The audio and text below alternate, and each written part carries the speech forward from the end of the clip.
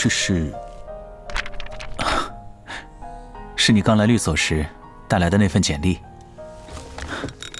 我以为它早就被收在档案袋里了，没想到原来在我的办公桌上放了这么久。我还记得那时候翟青问我到底想要选什么样的人成为搭档，我说我需要的是一面镜子。他当时好像很苦恼，说我想找的人根本就是可遇不可求。其实我当时心里隐约有过那么一个答案，如果那个人是你，我对自己说，如果是你，那我的要求就不是奢望，而是真实。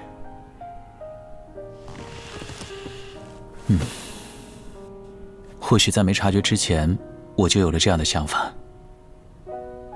我想选择的人只是你，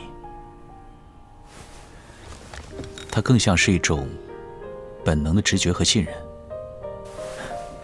可事实证明，它是正确的，我也是正确的。在遇到你之前，我的生活大多中规中矩，按部就班。而如今，我有了更多选择和渴望。我们都是长行的旅客，向着统一的归宿。现在我想要的，最好的，已经都在身边了。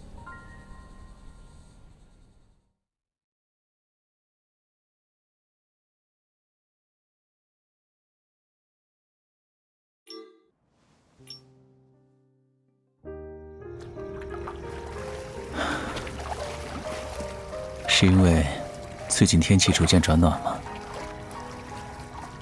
在夜晚突然醒来的情况，好像变得频繁了一些。与其说是难以入睡，更像是不愿早早落入梦乡，想再来看看这座沉睡中的城市。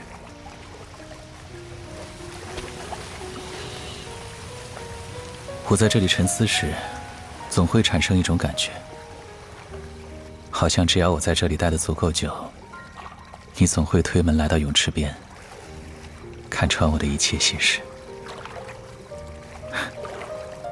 就像你在过去无数次做过的那样。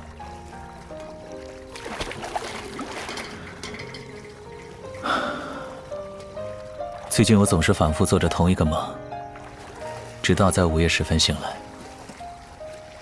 梦里的世界宽广的摸不到边际，我在这片茫茫荒野中不断向前走。走了多久呢？我也不清楚，只是觉得前面有谁在等着我，我必须陪在他身边，直到最后。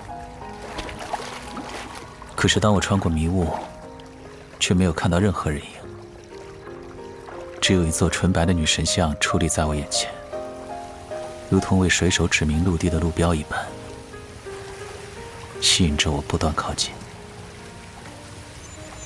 他手中的金色天平看似稳定，但秤盘始终微微晃动，仿佛在衡量一对还未显形的混沌事物。我莫名产生了一种冲动，想与他一同扶住这摇摇欲坠的横旗。而在我触碰到他手腕的那个瞬间，无数我曾经历过的情景顿时涌了过来。其中有一些场景不是那么让人愉快，目睹旧时们堕落的时刻，我被外界肆意窥探的过去。至于另外一些，则和你有关。仔细想来，每当我在深渊边徘徊，甚至与之对视的时候，你总能及时将我拉回你身边。那么以后，我们又会怎样呢？记得你以前问过我这个问题，一想起这句话，我总会联想到曾读过的一本书，